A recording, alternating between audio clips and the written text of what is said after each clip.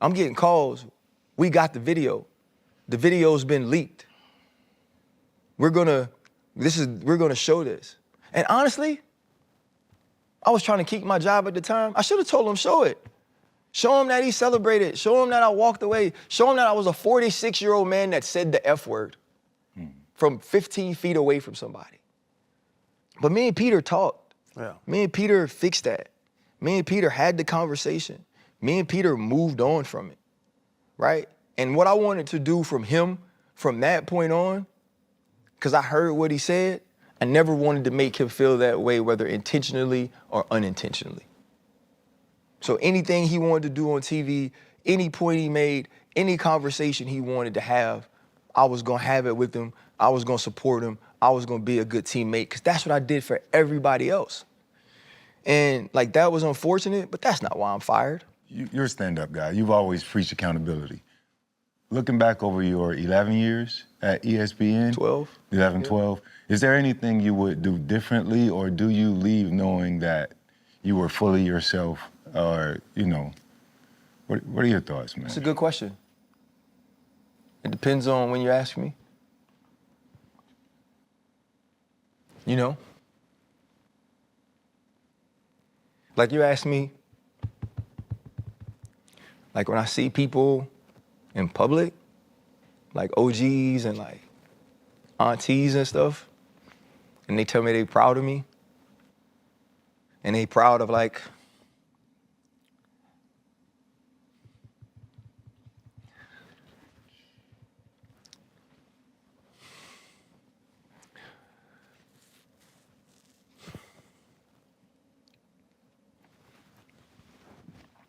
and they proud of like the way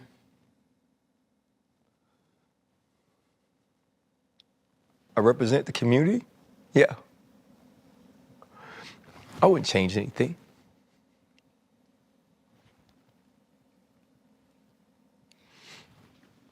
Because that means the world to me. You know, or like, when I go home, and this kid, you know, from the West Bank, is like so accepted in New Orleans now. Like, I wouldn't change that. You know, never. You know, like, all I ever wanted to do was be accepted. You know, and want it. So yeah, like that, I wouldn't change. You know? If you ask me, probably the first like Monday of football, when all my friends get to do something like we did, like super special together, yeah, I'd probably change it. You know? I'd probably work harder to like be who they wanted me to be, or like build relationships with like bosses or executives, you know, because like it's just a relationship game. Because like I just see these people on TV who like aren't better than me, but I know I've never been at the tables they've been accepted at. So yeah, you know, there's some things I think I would do differently, because I feel like I let them win. You know, I feel like there's a group of people, a faction of individuals who wanted to like devalue my voice, who wanted to take away my platform. I feel like I let them win, you know? But then there's the other side of it of like, my platform isn't as big anyway, or it's not as impactful anyway if I don't do those things. If I'm not that person, if I'm not authentically me, right? And it's not even something I can prove, that if I was different, they wouldn't have fired me. I can't prove that. Tough. Right? So if I can't prove that, why? I would have hated to be fired being something I wasn't. Oh my gosh, that'd be the worst. Y'all, man, like my kids, like, they love me. You know what I'm saying? But I felt like I let them down. Never. You know, like.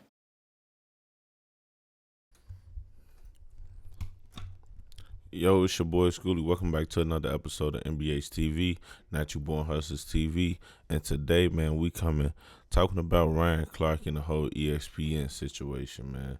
This was really an unfortunate situation because Ryan Clark is a genuine dude. And as y'all know, he been working for ESPN for about 12 years now.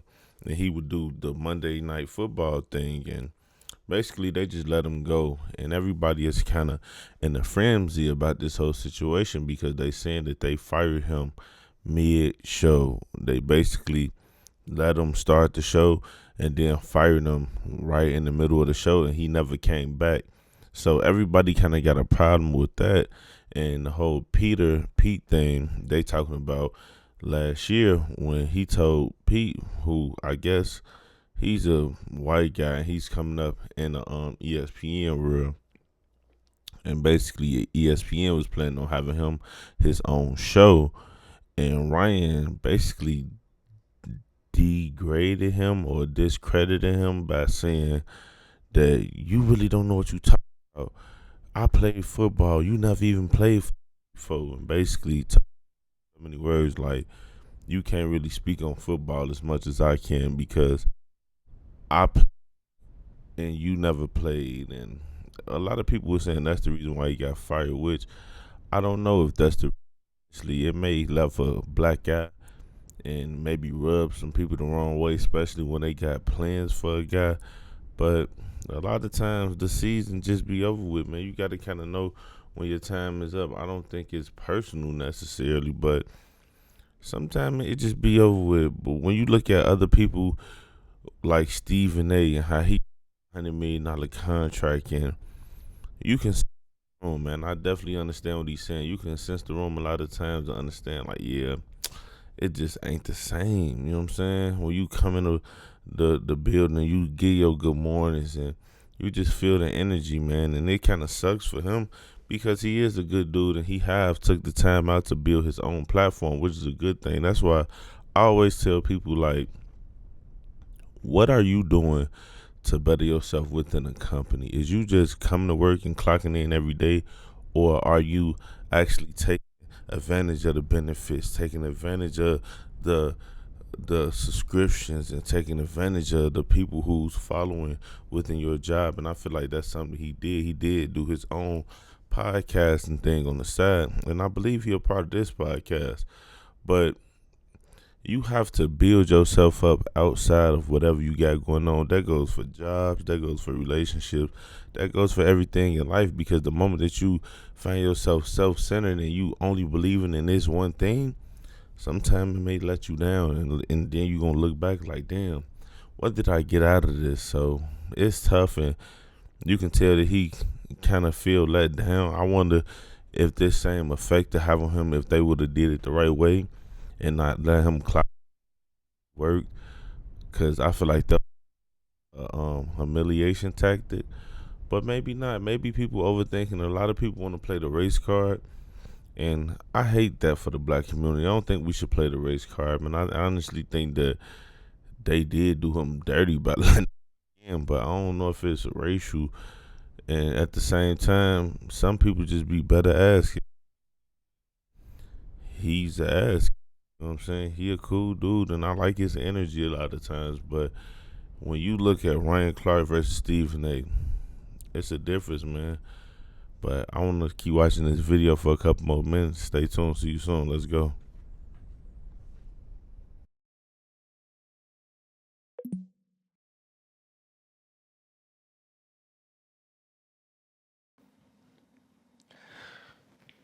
Regardless of how much like money I was able to save and all the opportunities I was given, that's why I'm so focused on like the other people who lost their job. It's like, this helps us, right? My kids get to live a certain way. I get to take care of my parents. I get to help, my brothers and my brother and my nieces and my nephews and so many people, because like I'm in a place to where I can have excess because of what I can do so good. And to have that taken away, for whatever it is, if I could have been different in some ways, probably, you asked me on the right day, yeah, I would say I have some regrets. Sacrifice ain't cheap, man. I know, you know, the thing, it's like, the thing I just told you I loved comes at a price, Yep. right? I love them both. I loved my job. We know. I love talking football. I love studying it. I love educating people on it. I love making people laugh about it. I love entertaining people. I love the people I work with. And I love my community. It doesn't mean I don't love them all. It just means like, that's the one in particular. I could speak from a matter of perspective.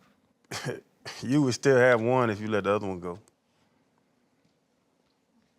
In my opinion, if you stop talking, if you stop doing, racial justice stuff, if you stop talking about Angel Reese, if you stop talking about Lakes, if you stop doing that, you could still be doing football. Am I wrong? Probably not. I do know that when I was negotiating this contract, I sent a message about how hard I was working to get this deal done and how grateful I was they had given me the opportunity to work at ESPN. And the message I got back was along the lines of, well, you'll be good if you're here, you'll be good if you're not. It wasn't you got some things going on, let me fly out and come talk to you face to face that he's done for other people. So I think this company in a lot of ways has been showing me, and finally now, here we are. I had a conversation over the summer with Jeremy Lin, of all people. Kerry Chow, he used to work at ESPN, good friends with Jeremy Lin, called me and he's like, hey, can I give Jeremy your number? He wants to talk about getting into business and you the best I know. You the blueprint. Okay. Having a conversation with Jeremy, he says, what's a piece of advice you can give me? I said, build relationships. I said, because you're gonna need somebody to stand up for you sometimes. I said, don't think the work is just enough.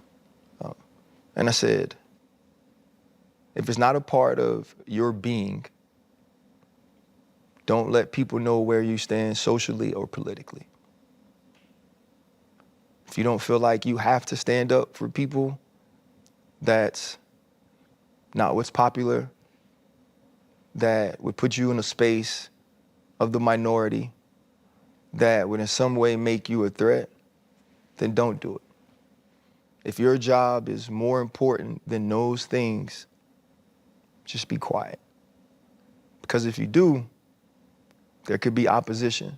And if you don't have the right relationships, you won't get through it.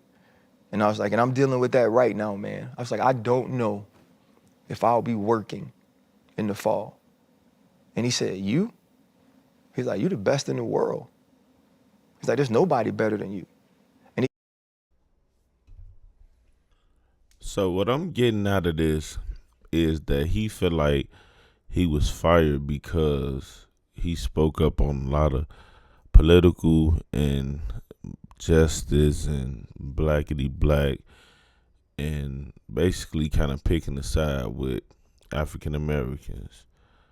And that really sucks because when you have a job that's paying you to talk and to give your opinion, how can you even be at fault for giving that opinion, even if somebody agree with it or not? If you pick a side, it's kind of crazy in the industry where you supposed to pick a side, You supposed to say, well, I think Kobe is better than Mike, you know what I'm saying? And stick with it and actually believe in it and argue it and debate and try to convince other people your own belief. How can you be fault for that? And it's crazy because that's the kind of world that we live in. And you should be able to go to work, far as on a talk show at least. Now, I wouldn't say in corporate or something like that, because that's the thing that they say talk about. Don't talk political, and if you want to be honest, sports can be like a political thing, especially when you going with the Caitlin Clark or Angel Reese. You know that can turn political very fast, but it's kind of crazy for you to get fired from a talk show as big as ESPN because the stance that you take on something. But let's keep going, y'all.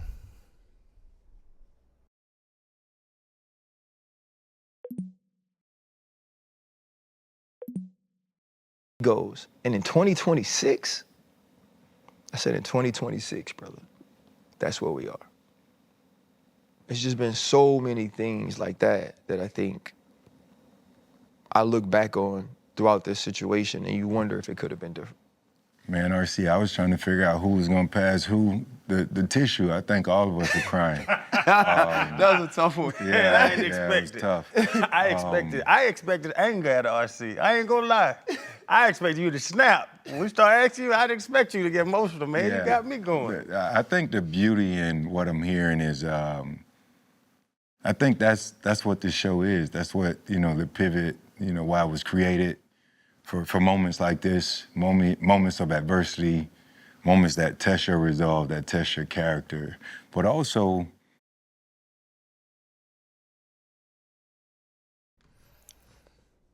But yeah, it's your boy Schoolie, man. I just want to bring this to y'all attention. Man, it's cool, RC. You gonna be alright, man. You gonna be alright, man. You gotta make it work, and it's gonna be cool, my boy. Stick with what you doing and make sure that you always stand on what you stand on, man. Because no matter what, a job or whatever, at the end of the day, you gotta believe what you believe in. And if a person give you a mic, why not? Tell them how you believe, you know what I'm saying? They can't change that, and I still emphasize on that on my own show because as you see, Stephen A. on the other end, he kind of doing his thing with ESPN. It seemed like when he got that big contract, that $100 million contract, he started to build his own platform. I don't know if he was doing that before, but he definitely doing it now. But it's your boy, Schoolie, and to meet again, my friend, I'm out.